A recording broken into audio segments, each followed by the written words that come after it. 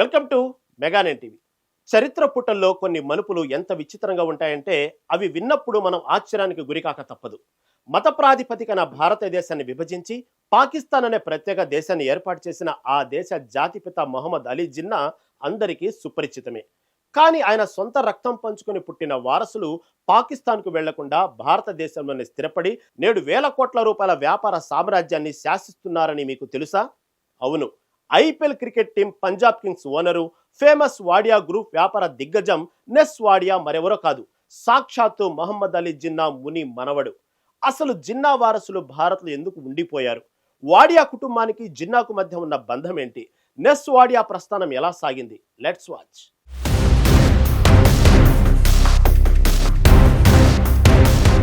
మహమ్మద్ అలీ జిన్నా ఒక పార్సీ వనితను వివాహం చేసుకున్నారు. వారికి పుట్టిన ఏకైక సంతానమే దీనా. అయితే దినా నెవిల్ వాడియా అనే ఒక ప్రముఖ పారిశ్రామికవేత్తను ప్రేమించింది. కానీ ఒక ముస్లిమేతరుడిని తన కూతురు పెళ్లి చేసుకోవడాన్ని జిన్నా తీవ్రంగా వ్యతిరేకించారు. తండ్రి మాటను కాదని దీనా నెవిల్ వాడియాను 1938లో వివాహం చేసుకున్నారు. ఈ వివాహంతో ఆగ్రహించిన జిన్నా తన కూతురితో సంబంధాలు తెంచుకున్నారు. ఆ తర్వాత 1947లో దేశ విభజన జరిగి జిన్నా పాకిస్తాన్ వెళ్లిపోయినా ఆయన కుమార్తె దీనా వాడియా మాత్రం తన భర్తతో కలిసి భారతదేశంలోనే ఉండిపోయారు. దీనా నెవిల్ వాడియా దంపతులకు జన్మించిన కుమారుడే నుస్లీ వాడియా. అంటే నుస్లీ వాడియా సాక్షాత్తు మహమ్మద్ అలీ జిన్నా సొంత మనవడు. ఒకవైపు తాత పాకిస్తాన్ జాతిపితగా చరిత్రకెక్కగా, మనవడు నుస్లీ వాడియా మాత్రం భారతదేశంలో టాప్ బిజినెస్ మ్యాన్ గా అంచెలంచెలుగా ఎదిగారు. ఎంతో ప్రతిష్టాత్మకమైన 280 ఏళ్ల నాటి వాడియా గ్రూప్ చైర్మన్ గా బాధ్యతలు చేపట్టి బొంబాయి డయింగ్, బ్రిటానియా ఇండస్ట్రీస్ వంటి దిగ్గజ సంస్థలను అగ్రస్థానంలో నిలబెట్టారు.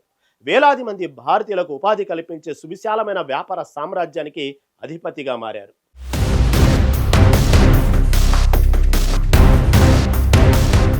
ఈ బిజినెస్ టైకున్ నుస్లీ వాడియా కొడుకే మనం ఇప్పుడు చెప్పుకుంటున్న నెస్ వాడియా. బంధుత్వం ప్రకారం చూసుకుంటే నెస్ వాడియాకు జిన్నా స్వయానా ముత్తాత అవుతారు.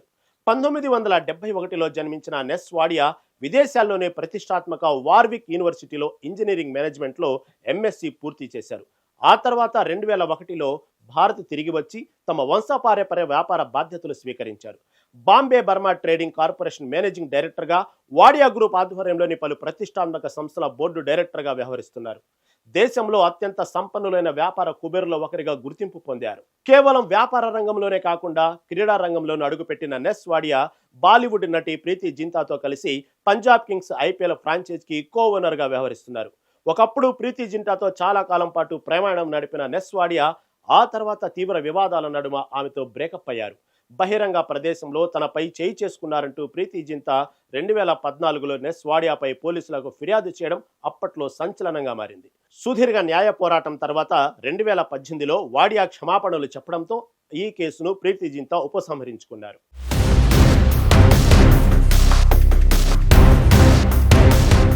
ఇక నెస్ వాడియా ముత్తాత పాకిస్తాన్ రూపకర్త మొహమ్మద్ అలీ జిన్నా గురించి చెప్పాలంటే పెద్ద చరిత్రే ఉంది. భారత స్వాతంత్ర సంగ్రామ చరిత్రలో అత్యంత కీలకమైన వివాదాస్పదమైన నాయకుల్లో ఈయన పేరు ముందు వరుసల్లో ఉంటుంది. ఒకప్పుడు హిందూ ముస్లిం ఐక్యతకు బ్రాండ్ అంబాసిడర్గా అని కీర్తించబడిన ఆయన ఆ తర్వాత ఏకంగా దేశ విభజనకు, పాకిస్తాన్ ఏర్పాటుకు ప్రధాన కారకుడిగా మారారు. మహమ్మద్ అలీ జిన్నా 1876 డిసెంబర్ 25న కరాచీలోని ఒక సంపన్న వ్యాపార కుటుంబంలో జన్మించారు. లండన్లో లా చేసి ఆ తర్వాత బొంబాయిలో అత్యంత సక్సెస్ఫుల్, కాస్ట్లీయెస్ట్ లాయర్గా స్థిరపడ్డారు. 1906లో భారత జాతీయ కాంగ్రెస్లో చేరిన జిన్నా ప్రారంభంలో మితవాద నాయకుడిగా ఉన్నారు. గోపాలకృష్ణ గోఖలే లాంటి నేతలతో కలిసి పనిచేస్తూ హిందువులు ముస్లింలు కలిసికట్టుగా ఉంటేనే బ్రిటిష్ వారిని తరిమి కొట్టగలం అని బలంగా నమ్మారు.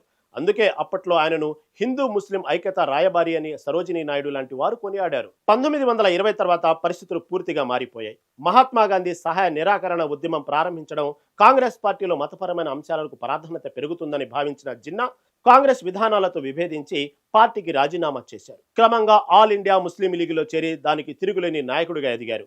స్వాతంత్రం వస్తే హిందువుల ఆధిపత్యంలో ముస్లింలకు తగిన ప్రాధాన్యత దక్కదన్న వాదనను బలంగా ప్రజల్లోకి తీసుకెళ్లడం మొదలుపెట్టారు. 1940 నాటి జిన్నా ఆలోచనల విధానం పూర్తిగా మరో మలుపు తిరిగింది.